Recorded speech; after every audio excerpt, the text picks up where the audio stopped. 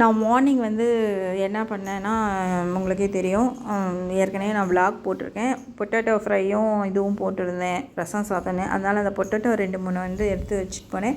Evening வந்து snacks வேணும்னு குழந்தைங்க கேட்டதுனால ஸ்நாக்ஸுக்கு என்ன பண்ணலான்ட்டு அந்த பொட்டேட்டோ மேஷ் பண்ணி ஒரு ரெசிபி பண்ணலாம் அப்படின்ட்டு. வீட்டில் வந்து ப்ரெட் இருந்தது, வீட் ப்ரெட் தான் இருந்தது.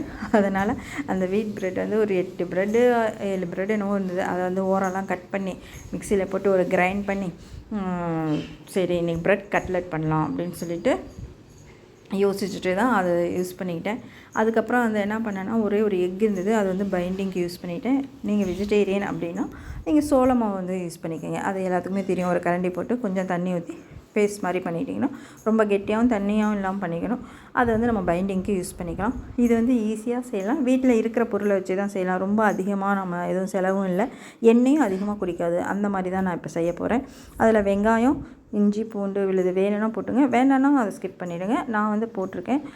கருவேப்பிலை, கொத்தமல்லி, உப்பு, மஞ்சள்தூள், மிளகாத்தூள், அப்புறம் கரம் மசாலா, அப்புறம் ஜீரகத்தூள், 1 ஸ்பூன் தயிர் போடுங்க, மிளகுத்தூள் நான் போட்டிருக்கேன். அதை போட்டு நல்லா பிணைஞ்சி வச்சுட்டு ப்ரெட்டையும் நம்ம பிச்சு போட்டுக்கணும். போட்டு நல்லா பிணைஞ்சிக்கணும். எல்லாமே கலந்து ஒரு 10 மினிட்ஸ் வச்சுருங்க.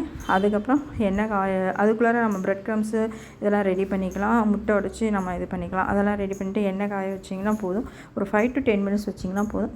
அது வந்து நல்லா மெர்ஜ் ஆகிடும். அந்த நம்ம கலந்து ப்ரெட்டு, உருளைக்கிழங்கு இதெல்லாம் வந்து நல்லா மெர்ஜாக இருக்கும். நல்லா மேஷ் பண்ணிக்கணும். எல்லாமே கலந்து விட்டுக்கிட்டிங்கன்னா அது வந்து நம்ம என்னென்ன டைப்பில் நம்ம பண்ணணுமோ அந்தந்த டைப்பில் நம்ம பண்ணலாம்.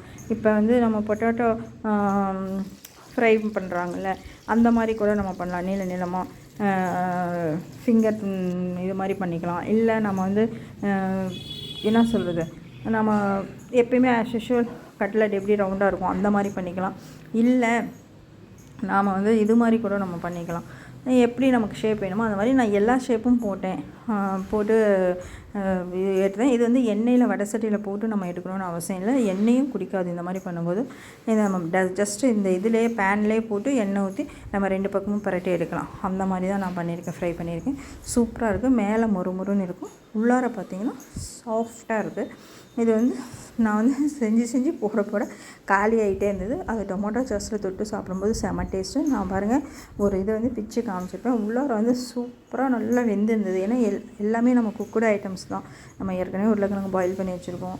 ப்ரெட்டும் ஏற்கனவே நம்ம அப்படியே சாப்பிட்ற பொருள் தான். இதில் ஒன்றுமே இல்லை, இந்த வெங்காயம், கொத்தமல்லி, கருவேப்பிலை தான். அதனால் ஈஸியாக குக் பண்ணலாம். ரொம்ப நேரம் நம்ம இது பண்ணணும்னு அவசியம் இல்லைங்க. பாருங்கள் எவ்வளோ நல்ல டார்க் ப்ரௌனாக அவ்வளோ மொறுன்னு இருக்குது. மேலே உள்ளார பார்த்திங்கன்னா அவ்வளோ சாஃப்டாக இருந்தது. இதை வந்து டொமேட்டோ சாஸில் சாப்பிடும்போது சாப்பிட்டுட்டே இருக்கணும்னு தோணுது. இந்த மாதிரி ஒரு தடவை கட்லெட் வீட்டில் செய்யுங்க. இந்த வீடியோ பிடிச்சிருந்தால் லைக் பண்ணுங்கள், ஷேர் பண்ணுங்கள், மறக்காமல் சப்ஸ்கிரைப் பண்ணுங்கள். இதை ஒரு தடவை எல்லோரும் ட்ரை பண்ணி பாருங்கள், நல்லாயிருக்கும். உண்மையிலே இது வந்து நமக்கு வந்து காஸ்ட் வைஸ் ரொம்ப கம்மி. எண்ணெய் வந்து குடிக்கவே இல்லை. நான் ஒரு தடவை ஃபஸ்ட்டு போட்ட எண்ணெயிலே அத்தனையுமே நான் பண்ணி எடுத்தேன். குறைஞ்சது நான் ஒரு 15-16 கட்லெட் எனக்கு வந்திருக்கும். ஆனால் எண்ணெய் கூட இல்லை. ஃபுல்லாக போட்டு வீடியோ எடுக்க முடியல, ஏன்னா நான் செஞ்சு போட காலி ஆயிடுச்சு. அவ்வளோ டேஸ்ட்டாக இருந்தது இந்த கட்லெட்.